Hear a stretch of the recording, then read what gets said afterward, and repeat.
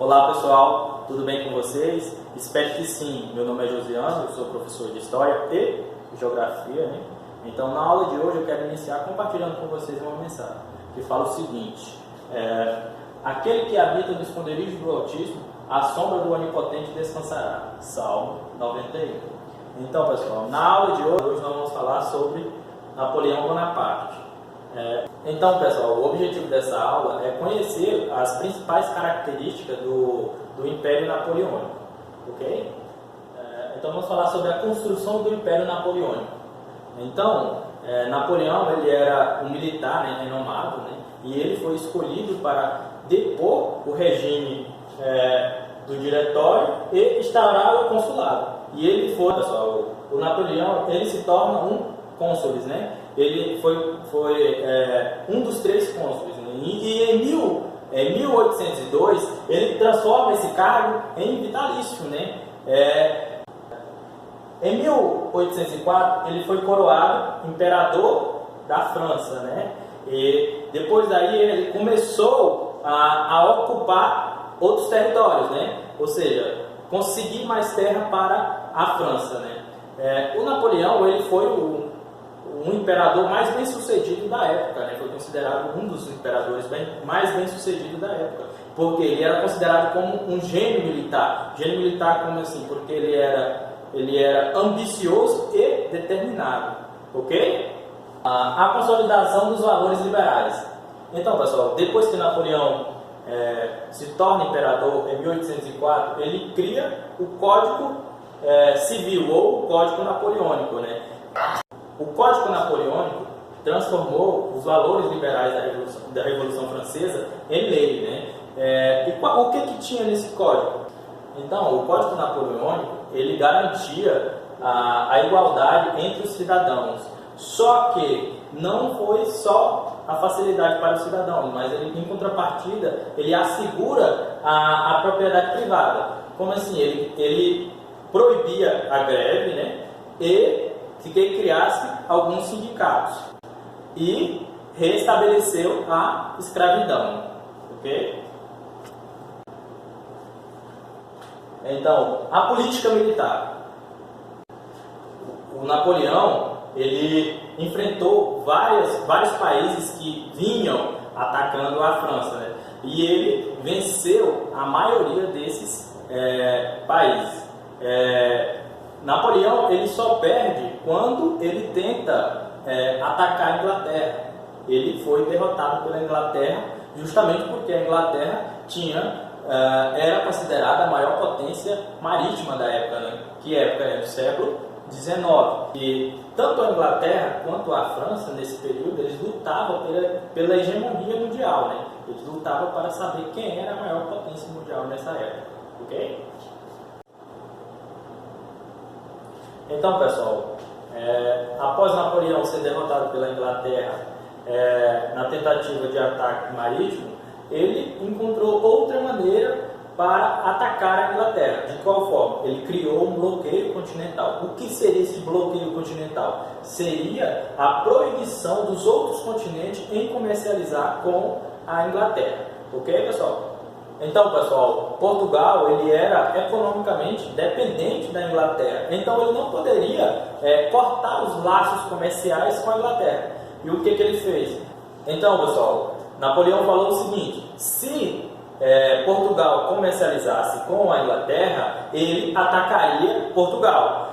Mas Portugal era economicamente dependente da Inglaterra, ele não poderia deixar de comercializar com a Inglaterra. Então, o que ele fez? Eles foram obrigados a fugir às pressas para o Brasil, né? O local que é o atual Brasil, né? E, em contrapartida, a Inglaterra escoltou Portugal até que chegasse aqui no atual Brasil.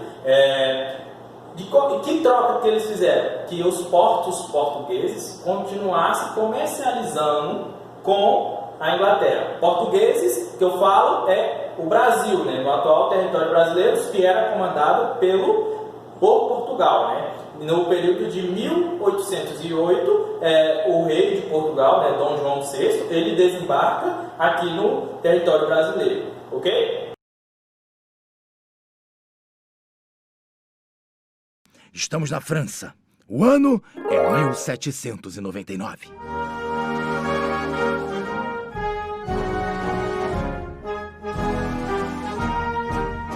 A nação se encontra num momento de instabilidade política e econômica bem intensa e já vive o processo de revolução com altos e baixos há quase 10 anos. Nesse momento, o regime político era o Diretório, liderado pelos girondinos, aquela alta burguesia que falava mais com a elite e com seus próprios interesses do que com o povo.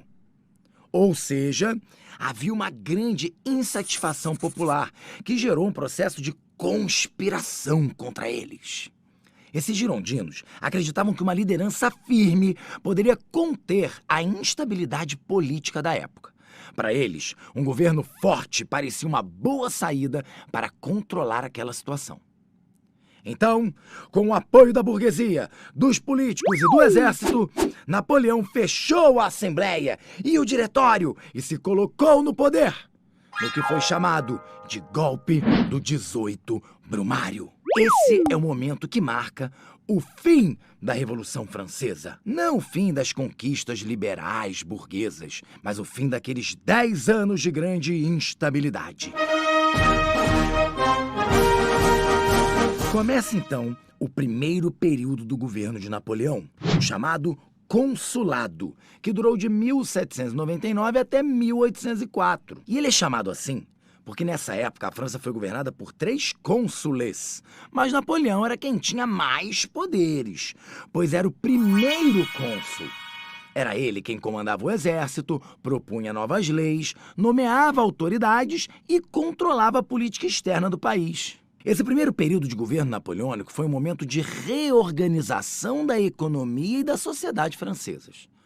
Uma das principais ações de Napoleão foi a criação do Banco Nacional da França, que instaurou o padrão monetário franco e possibilitou financiamentos à indústria e à agricultura. Também foi criado o Código Civil Napoleônico, que garantiu princípios caros à burguesia, como a liberdade individual, liberdade de trabalho, igualdade perante a lei e direito à propriedade privada. Mas, por outro lado, não garantia direitos ao trabalhador assalariado, proibia greves e organização de trabalhadores, além de restabelecer a escravidão nas colônias, abolida na época da Revolução Francesa, no período jacobino. Além disso, Napoleão promoveu uma reforma educacional, com a criação de escolas e liceus, e também inúmeras obras públicas de infraestrutura. Tudo isso foi muito importante para um forte processo de industrialização na França naquele momento. Outro ponto muito importante foi um acordo com o Papa Pio VI, que estabeleceu que o governo poderia nomear bispos e que garantia a liberdade de culto, reconhecendo o catolicismo como religião da maioria dos franceses, embora o Estado se declarasse laico. Essas medidas foram afirmando o apoio da população ao governo de Napoleão. Um dos pontos mais importantes do período consulado é a consolidação de um ideal burguês de governo. Ou seja, Napoleão estava com a bola toda e tinha a opinião pública a seu favor. Ele não era bobo nem nada, aproveitou o momento e, em 1804, promoveu um plebiscito para a mudança do regime político do país.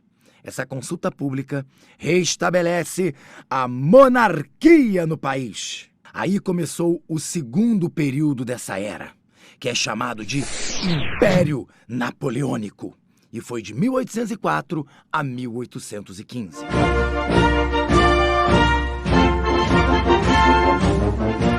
Nesse momento, Napoleão tornou-se imperador dos franceses. Aqui é importante compreender que o Império Napoleônico marcou a consolidação das instituições de poder da burguesia, e não da nobreza, como costumava acontecer na Europa do antigo regime. Inclusive, o famoso ato de coroação de Napoleão, quando ele mesmo coloca a coroa em sua cabeça, simboliza que o general não precisava da nobreza nem da igreja para sagrar-se imperador.